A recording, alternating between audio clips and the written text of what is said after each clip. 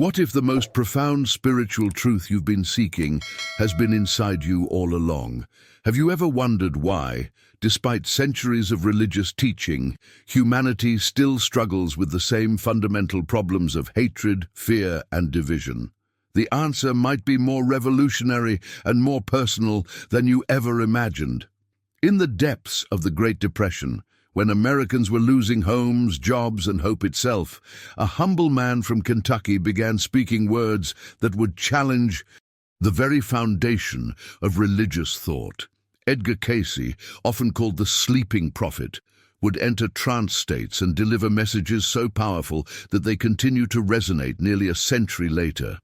But his most shocking revelation wasn't about predicting the future or healing incurable diseases. It was about the true nature of Christ.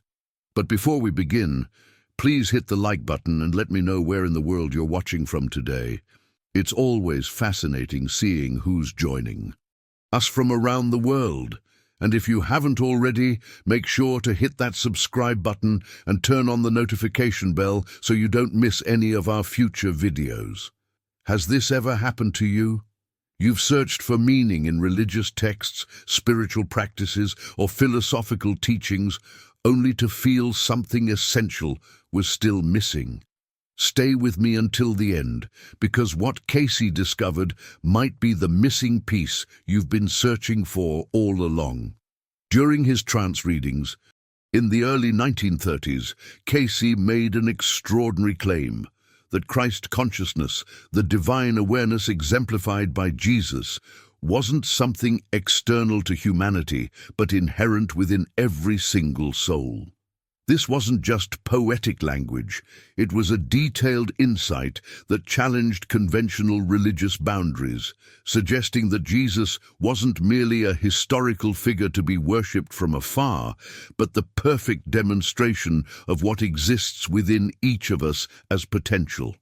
What you're about to discover might surprise you, especially if you've grown up in traditional religious environments. Cayce insisted that recognizing this inner Christ consciousness was the forgotten key to understanding Jesus' actual mission on earth. Far from establishing a new religion, Jesus came to awaken humanity to the divine pattern already present within each person, a pattern that transcends denominations, doctrines, and even religions themselves. Imagine for a moment what this means. If Cayce was right, then the transformation you've been seeking isn't about finding the right church, the right teacher, or even the right set of beliefs. It's about awakening to what already exists within you, a Christ pattern that's been there since before you were born, waiting for recognition. During the darkest days of economic collapse and later World War, this message brought profound hope to people who had lost everything. It suggested that no external circumstance, no matter how devastating, could separate them from the divine essence at their core. But the implications of this teaching go far beyond personal comfort. If you resonated with this message about Christ consciousness, hit subscribe to join our community of spiritual seekers exploring these timeless truths. The implications of this teaching extend far beyond personal comfort. They reshape our entire understanding of spiritual growth and human potential. Think about it. What if the divine isn't something separate from us, but the very essence of who we truly are? During those turbulent decades, people flocked to Cayce from across America. They came bearing burdens we can all relate to. Incurable illnesses doctors had abandoned, grief for loved ones taken too soon, financial ruin that seemed impossible to overcome. Yet regardless of the specific crisis, Cayce's response consistently pointed to the same hidden truth. Awakening Christ consciousness within was the fundamental solution to every human challenge. This wasn't abstract philosophy. It was intensely practical. When families sat before him in his modest Virginia Beach office, devastated by circumstances beyond their control, Cayce described Christ consciousness as a living vibration, perhaps the only force powerful enough to transform sickness into health, despair into courage, and hatred into love. His revelations carried an urgency born of profound insight. Unless humanity could access this inner vibrational frequency, no amount of technological advancement or political reform could prevent our eventual self-destruction. The journey toward awakening this consciousness, Cayce insisted, begins with recognition. Recognition that what we seek isn't something we need to acquire, but something we need to remember. Like a traveler who's forgotten they already possess the map they're desperately searching for, humanity has overlooked the treasure buried in our own hearts. What shocked many visitors to Cayce's reading room wasn't the complexity of his message, but its radical simplicity. They arrived expecting esoteric rituals, complex metaphysical systems, or obscure mystical practices that would require years of dedicated study. Instead, they encountered a truth so straightforward it was almost disarming. Christ consciousness already exists within each person, like a seed planted before birth, carried from lifetime to lifetime, waiting only for the right conditions to germinate and grow. This revelation creates a profound mindset shift. If the divine pattern already exists within us, then spiritual growth isn't about becoming something we're not. It's about unveiling what we've always been. The transformation doesn't require adding something new, but removing the barriers that prevent us from experiencing our true nature. Now, I want to go even deeper into this topic. Cayce's descriptions of how this consciousness actually operates within us reveals something even more revolutionary about our relationship to the divine, the sleeping. Prophet didn't just tell us that Christ consciousness exists. He provided specific insights into how it functions and how we can actively participate in its awakening. If you've had moments in your life when you felt a deeper presence or wisdom guiding you, write in the comments, "I've felt this presence." Cayce's revelations challenge our fundamental understanding of who Jesus was and what his life represented. Unlike traditional religious perspectives that set Jesus apart as an unreachable, divine exception, Cayce offered a profound, alternative vision. In his readings, Jesus wasn't separate from human nature, but the perfect demonstration of what human nature can become when fully aligned with its divine essence. This perspective transforms Jesus from a distant figure we merely worship to a blueprint we're meant to embody. Think about the revelations this brings to our spiritual journey. Every time we choose forgiveness when resentment would be easier, every moment we respond with compassion rather than judgment, we're not just performing good deeds, we're actively awakening the Christ pattern within ourselves. These daily choices become the stepping stones of our transformation, each one bringing us closer to the consciousness Jesus demonstrated. But perhaps the most revolutionary aspect of Cayce's teachings concerned the nature of love itself. While most religious traditions speak of love as a virtue or commandment, Cayce described it as something far more powerful, a spiritual law with measurable impact on the soul's development. Love, in this framework, isn't just an emotion or moral obligation, but a vibrational force that literally alters the frequency at which our soul operates. This isn't abstract mysticism, but a practical insight into the mechanics of spiritual evolution. When we love others authentically, we're not just being good people. We're actively changing our soul's vibration, affecting our development across multiple lifetimes. Each act of genuine love becomes a quantum leap in consciousness, accelerating our journey toward the divine pattern Jesus embodied. During one remarkable session in 1932, as America struggled through the darkest days of the Depression, Cayce made a statement that electrified those present. Christ consciousness, he declared, wasn't a metaphor for heaven or a promise about some distant future. It was a living frequency, a real, accessible state of awareness that each soul could tune into during this lifetime. The kingdom of heaven wasn't a place we go after death, but a state of consciousness available to us right now. Imagine the mindset shift this creates. We're no longer spiritual seekers waiting for salvation, but souls already equipped with everything we need for awakening. The question isn't whether divine consciousness is possible for us, but whether we'll recognize and align with what's already present within. Subscribe to continue this journey of awakening with us as we explore more of Edgar Cayce's forgotten spiritual teachings. This revelation brings spiritual development out of the realm of theory and into lived experience. Christ consciousness isn't something we intellectually understand. It's something we embody through conscious choice and practice. The gap between where we are and where we could be isn't as vast as we've been led to believe. The divine frequency is already broadcasting. We simply need to tune our receivers. If you've ever felt that spirituality should be more tangible and practical rather than abstract and theoretical, type practical spirituality in the comments below. But how do we actually tune into this divine frequency? Cayce offered a beautiful and practical metaphor that helps us understand this profound process. He compared accessing Christ consciousness to tuning a radio receiver. Just as a radio must be calibrated to the right frequency to receive a clear broadcast, our hearts and minds must be aligned to receive the higher vibration of Christ consciousness. This alignment, Cayce explained, happens through three primary channels: sincere prayer, regular meditation, and selfless service to others.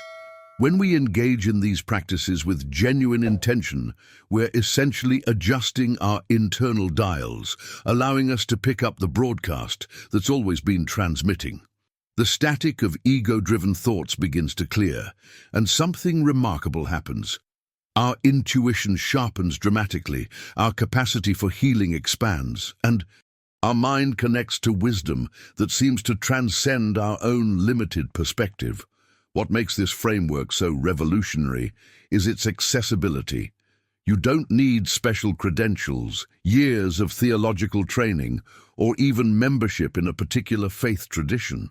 The ability to tune into Christ consciousness is your birthright as a soul, requiring only your sincere desire and consistent practice.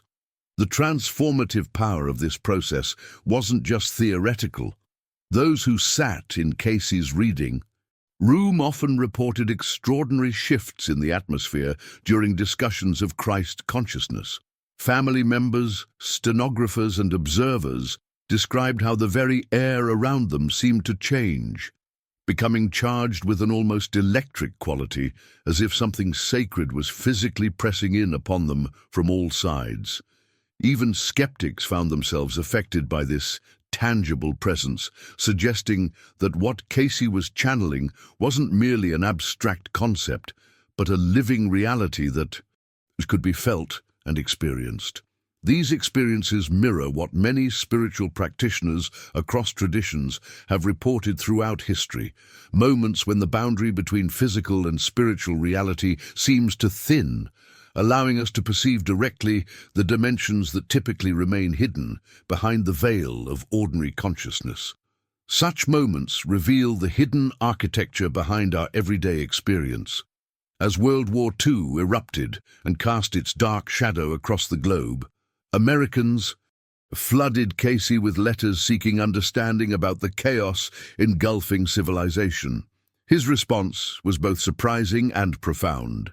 Nations, he explained, don't ultimately rise or fall because of economic policies, military might, or political ideologies. The true determining factor is whether Christ consciousness lives within the hearts of their people. This perspective offers a radical reframing of both personal and collective transformation. When enough individuals within a society awaken to their divine nature, the entire culture begins to shift toward higher values.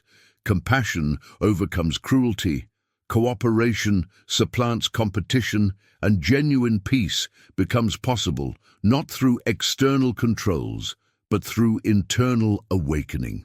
If you've ever sensed that our world's deepest problems require a spiritual solution rather than merely political or technological ones, write spiritual solutions in the comments below. This perspective became profoundly personal during the war years. Imagine the anguish of parents sending their sons to distant battlefields, wondering if they would ever return. In one particularly moving reading, a family approached Cayce, terrified about their son who had been deployed to some of the most dangerous combat zones. Their fear was palpable. How could they protect him when he was so far from home, facing unimaginable danger? Cayce's response transformed their understanding of protection itself.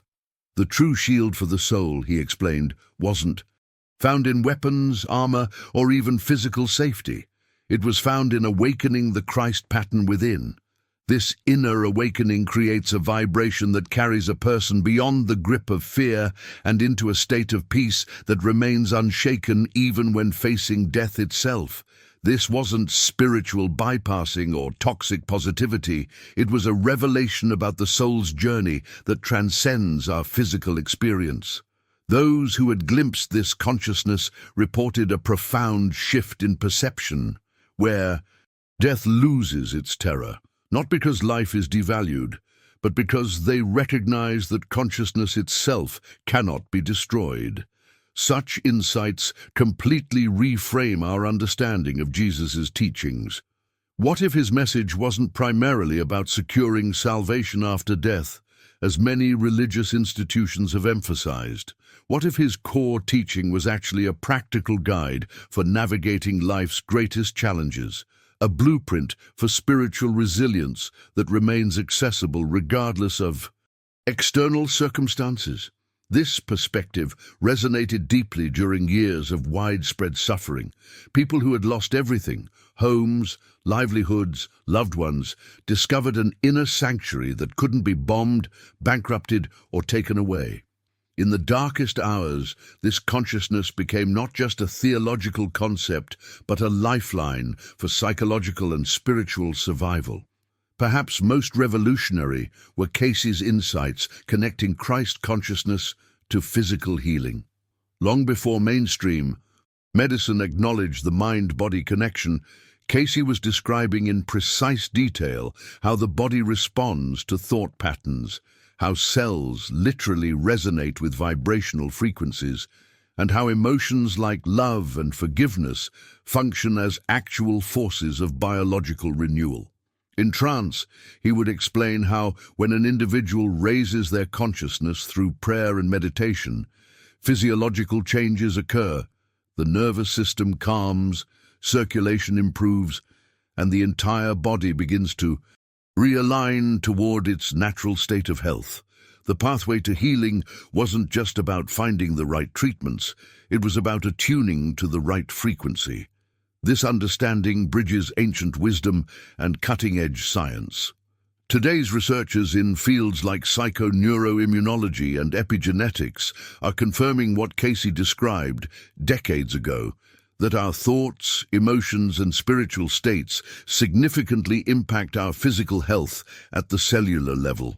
The vibration of love and forgiveness doesn't just feel better emotionally. It creates measurable changes in our biology. If you've ever experienced physical healing that seemed connected to a shift in your mental or spiritual state, share your experience with the phrase "healing shift" in the comments. What makes Cayce's approach to healing so revolutionary is that he wasn't just speaking metaphorically about these connections. Decades before the emergence of psychosomatic medicine as a legitimate field, he insisted that Christ consciousness wasn't merely an abstract spiritual concept, but a biological reality with measurable effects on the human body. The people who documented his trance readings were astonished by the precision with which he described physiological changes occurring in response to spiritual alignment. When someone genuinely accesses the Christ vibration through sincere prayer and meditation, Cayce explained, immediate changes begin happening in their physical systems. The nervous system shifts from fight-or-flight reactivity into a state of deep calm. Circulation patterns improve, bringing oxygen and nutrients to tissues that may have been chronically deprived. Inflammatory responses that drive many chronic diseases begin to normalize. In essence, the body's innate intelligence for healing gets activated when we align with this higher frequency. Those who followed Cayce's guidance often reported remarkable recoveries that medical professionals couldn't explain, not because the laws of biology were being violated, but because deeper biological principles were being engaged. This perspective reveals a profound insight. What we call miraculous healing may simply be the natural result of aligning with our true vibrational nature. Now, I want to go even deeper into one of Cayce's most controversial revelations. While he clearly viewed Jesus as the ultimate demonstration of Christ consciousness, he insisted that this divine pattern wasn't limited to Christians or even to those who acknowledged Jesus. This universal principle exists in every soul, regardless of religious affiliation, cultural background, or conscious belief system. Every sincere seeker who aligns themselves with the law of love is moving toward the same vibrational frequency, whether they call it Christ consciousness, Buddha nature, Krishna consciousness, or have no name for it at all. This perspective created immediate tension with more traditional religious viewpoints of his time. Some listeners were outraged by the suggestion that Christ consciousness could be accessed outside formal Christian practice. But Cayce remained unwavering in this inclusive vision. In his view, Jesus wasn't a figure who came to create boundaries between those who believe correctly and those who don't. He was a living archetype demonstrating the pattern that every soul is ultimately destined to awaken. This transforms our understanding of spiritual evolution from a path of exclusion to one of radical inclusion.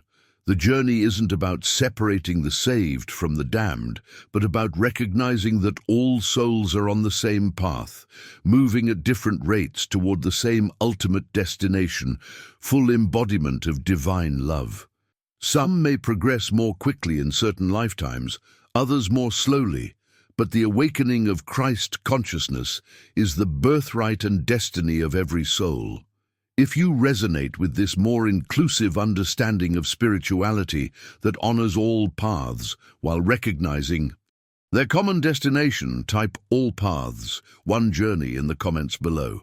This inclusive understanding doesn't diminish the unique role of Jesus in human history.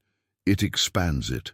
But Cayce also delivered urgent warnings about the forces that prevent this awakening. Chief among these obstacles, he said, are materialism, greed, and the worship of power. These forces don't just create external problems like inequality or environmental destruction, they actively blind humanity to the inner truth of our divine nature. Throughout his readings, Cayce repeatedly emphasized that civilizations don't primarily fall because of external threats or resource limitations. They collapse when they forget the spiritual law of love and begin building their systems on the foundation of fear instead. When a society orients itself around acquisition rather than contribution, competition rather than cooperation, and dominance rather than service, it sets in motion the very forces that will eventually lead to its downfall. This warning took on special significance when Cayce began speaking about Atlantis during his trance states. According to his readings, Atlantis wasn't merely a myth, but an advanced civilization that ultimately destroyed itself. The parallel he drew was striking. Atlantis collapsed not because it lacked technological prowess, but because its spiritual development couldn't keep pace with its material achievements.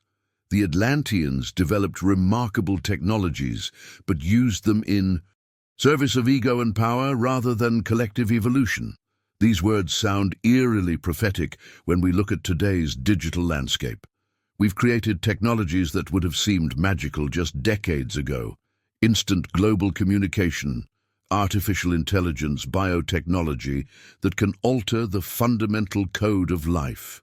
Yet, our spiritual wisdom, our capacity for compassion, and our ability to use these tools for the highest good haven't necessarily evolved at the same rate. Each generation faces the same essential choice. Will we awaken to Christ consciousness and use our knowledge in service to all, or will we remain trapped in ego and eventually collapse under its weight? This perspective reaches its most revolutionary expression in Cayce's interpretation of one of Christianity's central doctrines, the Second Coming of Christ. In some of his most controversial sessions, Cayce addressed the question that has captivated believers for centuries: when and how will Christ return? Many expected him to speak of a physical return, a literal reappearance of Jesus descending from the clouds, as countless churches have long preached. But Cayce's explanation startled his listeners and continues to challenge conventional interpretations today. The second coming, he said, would not be primarily experienced as an external event, but as the awakening of Christ consciousness within humanity itself. This wasn't denying the existence or importance of Jesus. Quite the opposite. It was suggesting that his mission went far deeper than establishing a religion that awaited his physical return. The true second coming happens each time a soul awakens to the Christ pattern within, each time someone chooses love over fear, service over selfishness, unity over division. If you've experienced moments when you felt something divine awakening within you, changing how you see yourself and others, share Awakening Within in the comments. This revolutionary perspective doesn't diminish the reality of Jesus. Instead, it transforms our understanding of his mission. According to Cayce, Jesus had already perfectly fulfilled his role as the divine example, demonstrating the highest potential of human consciousness when fully aligned with God. The return isn't about waiting for a singular external event, but recognizing that the true second coming happens within hearts and minds as humanity gradually awakens to the Christ pattern. This viewpoint doesn't deny Jesus' presence or importance, quite the contrary. It expands the meaning of his mission far beyond establishing a religion that worships him from afar. Instead, it suggests that his deepest purpose was transformation, showing humanity what we are capable of becoming when we fully embody divine love. The question shifts from when will Jesus return to how can I awaken the Christ consciousness that already exists within me? What makes this interpretation particularly powerful is that it wasn't simply Cayce's invention or a New Age reinterpretation of Christianity. He consistently pointed to Scripture itself, particularly Jesus' declaration that the kingdom of God is within you. While many religious institutions have treated such statements as purely symbolic or metaphorical, Cayce insisted these were literal truths, pointing directly to the divine spark residing in every soul. This isn't merely theological hair-splitting. It fundamentally alters our relationship with spirituality. If the kingdom is truly within, then the spiritual journey isn't primarily about reaching some distant heaven after death. It's about recognizing and manifesting heaven's reality here and now through awakened consciousness. The breakthrough comes when we stop projecting divinity outward and begin experiencing it as our deepest nature. In one of his most direct and powerful readings, Cayce was asked about humanity's ultimate destiny, whether we would overcome our divisions and conflicts or destroy ourselves through hatred and fear. His answer was both simple and profound. It is Christ consciousness that will save humanity. Not political systems, not technological advancements, not even religious institutions, but the awakening of divine awareness within human hearts. Again, he wasn't speaking of a creed, doctrine, or denomination. He was describing a state of consciousness where each person recognizes the divine presence within themselves and others and chooses to live from that recognition. This perspective doesn't require conversion to a particular religion. It requires transformation of how we perceive ourselves and our relationship to each other and to all of creation. This illuminates why religions at their best point toward the same essential truth, even while using different language and practices. Whether described as Christ consciousness, Buddha nature, or other terms across spiritual traditions, the underlying reality is the same: the divine spark within waiting to be fully recognized and expressed through human life. If this vision of spirituality as an inward journey of awakening, rather than an outward system of beliefs, resonates with you, share your thoughts with "inward journey" in the comments. Naturally, this radical reframing of spirituality created significant tension with established religious institutions. Cayce's message challenged the very foundations of traditional faith by suggesting that divine consciousness wasn't something granted exclusively through correct belief or church membership, but an inherent reality waiting to be awakened within every person. The backlash was immediate and sometimes severe.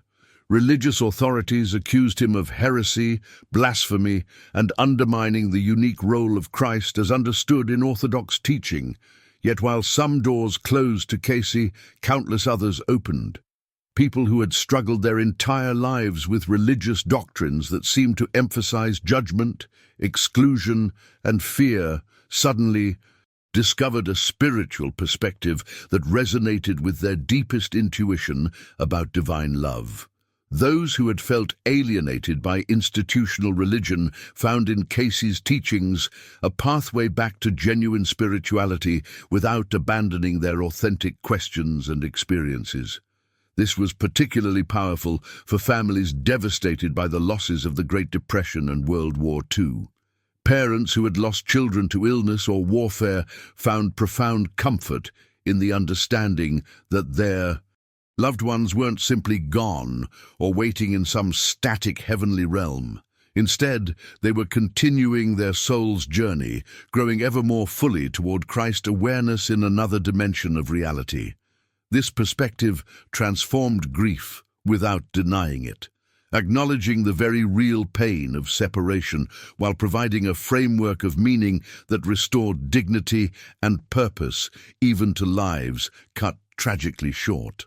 During America's hardest decades, this vision of continued growth and purposeful soul evolution became a lifeline for many. It suggested that nothing, no suffering, no mistake, no loss, was ultimately wasted in the soul's journey toward awakening. Each experience, however painful, contributed to the development of consciousness across multiple lifetimes. Now, I want to go even deeper into how this understanding transforms our approach to everyday life. If the Second Coming isn't primarily a future global event, but a present awakening within human consciousness, then the way we live now takes on profound significance. Every act of compassion becomes more than just being nice. It becomes part of manifesting the new reality that Christ demonstrated. Each choice to forgive rather than resent, to serve rather than demand service, to unite rather than divide, becomes a tangible contribution to the evolution of consciousness on our planet. This shifts spirituality from passive waiting to active participation. We're no longer spectators hoping for divine intervention, but co-creators engaged in the great work of awakening. The barriers between spiritual life and everyday life dissolve as we recognize that ordinary moments provide our greatest opportunities for embodying Christ consciousness. The mother caring for her child with patience, the businessman making decisions based on integrity rather than merely profit, the stranger offering kindness without expectation of return, all are participating in the real Second Coming. If you've experienced this shift, from passive waiting to active spiritual participation in your own life, share Awakening in action in the comments. One of the most liberating aspects of Cayce's teachings was his insistence that awakening Christ consciousness wasn't some lofty achievement reserved for saints, mystics, or spiritual elites. In a time when many religious traditions emphasized the exceptional nature of spiritual masters, Cayce consistently taught that this divine awareness was something every person could cultivate in their daily life, regardless of education, social position, or religious background. This democratization of spiritual awakening was revolutionary. It meant that the farmer in Kentucky, the factory worker in Detroit, the homemaker in Virginia, all had equal access to the highest states of consciousness when they applied the practical tools Cayce described. These tools weren't exotic or complicated. They were accessible to anyone willing to practice them with sincerity, prayer, meditation, and selfless service to others. The brilliance of this approach is its simplicity. Cayce understood that transformation doesn't require extraordinary circumstances, but extraordinary presence within ordinary moments. When the mind becomes fully present and the heart opens in genuine love, the channel to Christ consciousness naturally begins to clear, allowing that higher frequency to flow into everyday awareness. During his sessions, Cayce described meditation in particularly illuminating terms. Unlike some approaches that emphasize emptying the mind into blank silence, he portrayed meditation as an active attunement to the Christ vibration, a deliberate alignment with divine love and wisdom. This process isn't about escaping reality, but about connecting with a deeper dimension of it that typically remains hidden behind the noise of our habitual thinking. What surprised many was Cayce's insistence on the power of even brief periods of practice. In one reading that left the entire room in reverent silence, he explained that even 5 minutes of sincere prayer or meditation could shift a person's inner vibration enough to change the entire trajectory of their day. And when practiced consistently over time, this alignment gradually awakens the dormant Christ pattern within, creating a foundation of inner peace that remains stable even amid external chaos. The key word here is consistently. Spiritual development isn't about dramatic peak experiences, but about the patient cultivation of new patterns of awareness. Like learning any skill, from playing piano to mastering a sport, progress comes through regular practice rather than occasional bursts of intensity. The mind and heart, like muscles, develop through consistent use. However, Cayce was adamant that inner practice alone was insufficient. Service to others wasn't optional, but essential, the natural and necessary expression of awakening Christ consciousness. While meditation opens the channel, service is how that energy flows into the world. True spiritual development always expresses outwardly through compassion, creating a continuous circuit where inner awakening fuels outer service and selfless service deepens inner awakening. The real test of spiritual progress, Cayce often noted, isn't how peaceful we feel during meditation or how many spiritual experiences we've had. It's whether these inner states translate into tangible expressions of kindness, forgiveness, and generosity, especially toward those we find most challenging to love. Anyone can love those who love them back. Christ consciousness is revealed most clearly in our capacity to love those who test us. If you've noticed this connection between inner practice and outer service in your own spiritual journey, share inner and outer alignment in the comments. The measure of your awareness is in how you serve. This profound statement from Cayce cuts through the complexity of spiritual measurement and offers a straightforward benchmark that anyone can understand. It wasn't how many hours you meditated, how many scriptures you could quote, or what spiritual experiences you'd had that ultimately mattered. It was how you treated other people, especially those who couldn't benefit you in return. For the farmers and factory workers who came to Cayce during those difficult decades, this perspective was both challenging and deeply liberating. It meant they didn't need wealth, formal education, or social position to live a genuinely spiritual life. They needed only sincerity in their prayer, openness in their meditation, and willingness to serve others from a place of genuine love. This democratization of spirituality meant that the humblest person living in alignment with love could be more spiritually advanced than the wealthiest religious leader operating from ego. The hidden truth here transforms our entire understanding of spiritual evolution. Progress isn't measured by accumulating spiritual experiences or knowledge, but by expanding our capacity to embody love in practical, tangible ways. This isn't about keeping score. It's about the natural expression of an awakening consciousness that increasingly recognizes all others as expressions of the same divine reality. Cayce went even further by connecting these spiritual practices directly to physical healing in ways that modern medicine is only now beginning to validate. He explained in remarkable detail how the body responds to thought patterns and intentions at the cellular level.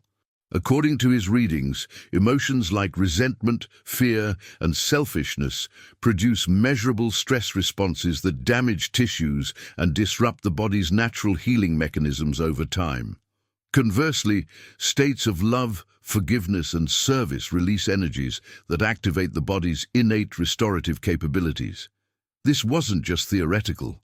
Patients following Cayce's guidance often experienced remarkable recoveries as they shifted their consciousness through spiritual practice while following his more tangible recommendations. The path of healing wasn't just about finding the right treatments, but about transforming the inner landscape that either supports or undermines the body's intelligence. Now, I want to go even deeper into perhaps the most revolutionary dimension of Cayce's teachings. He insisted that the principles governing individual transformation also operate at the collective level. Communities, organizations, and even entire nations could shift their destiny by embodying Christ consciousness in their shared values and structures.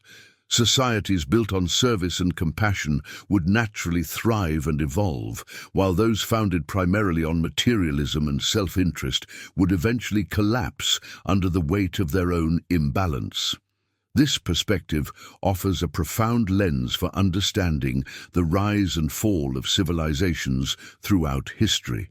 It suggests that the true measure of a society's advancement isn't technological sophistication or military might, but the degree to which it embodies love, compassion, and service in its institutions and relationships.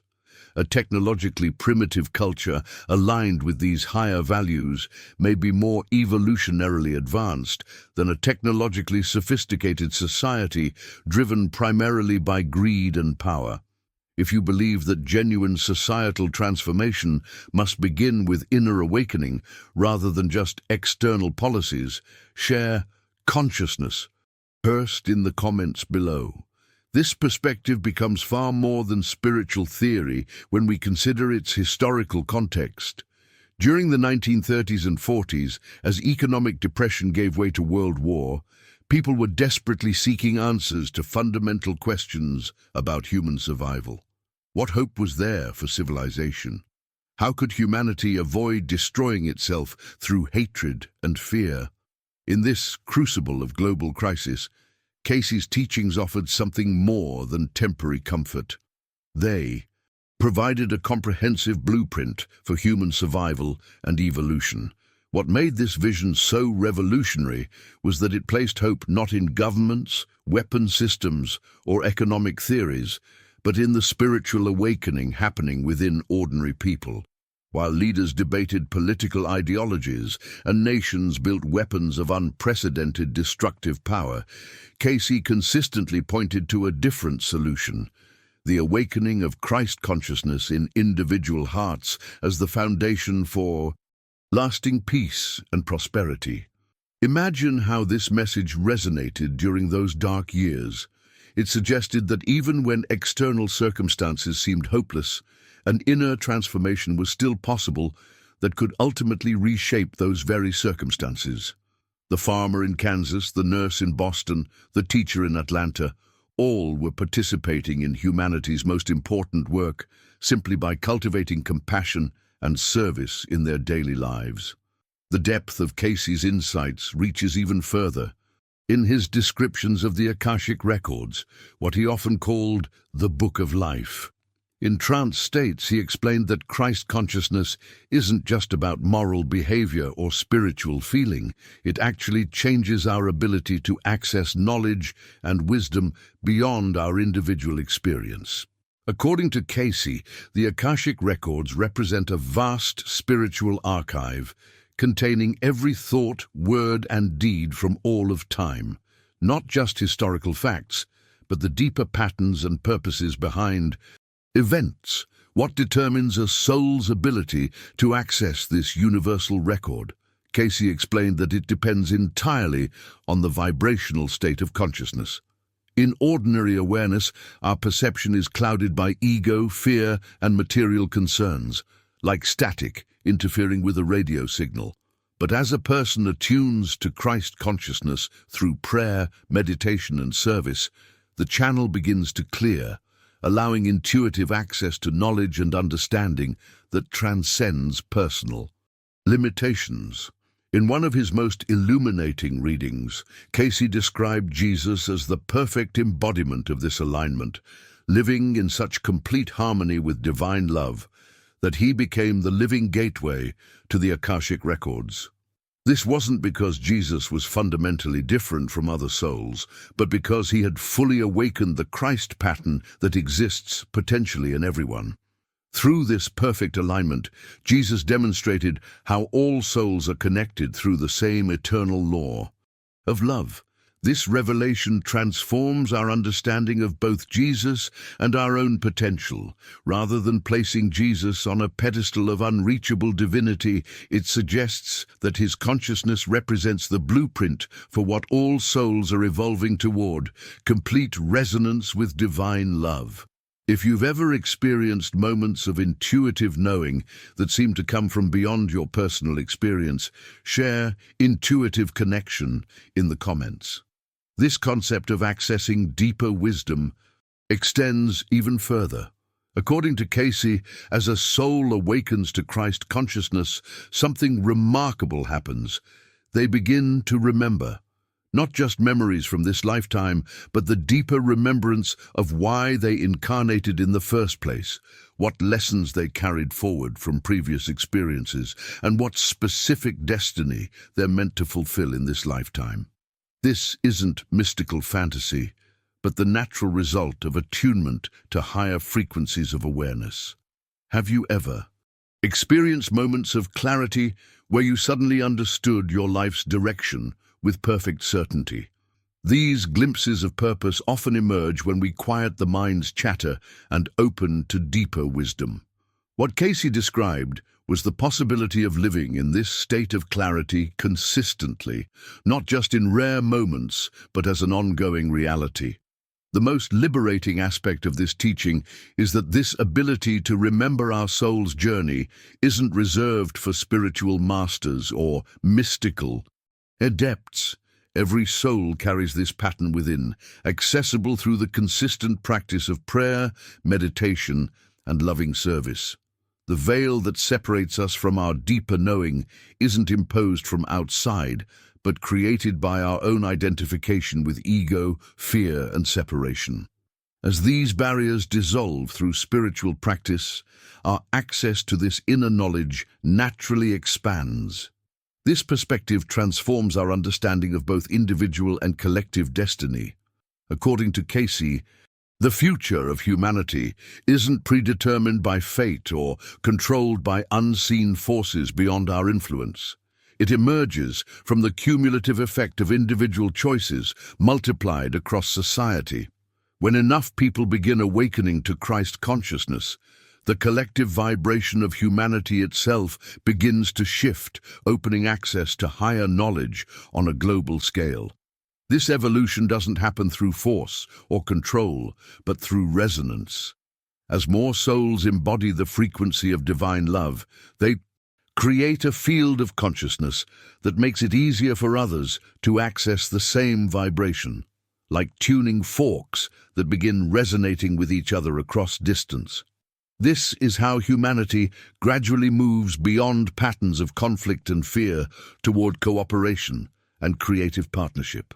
Now, I want to go even deeper into what this means for us today. For modern seekers navigating a world of environmental crisis, technological upheaval, and social division, Cayce's teachings offer both profound warning and extraordinary hope.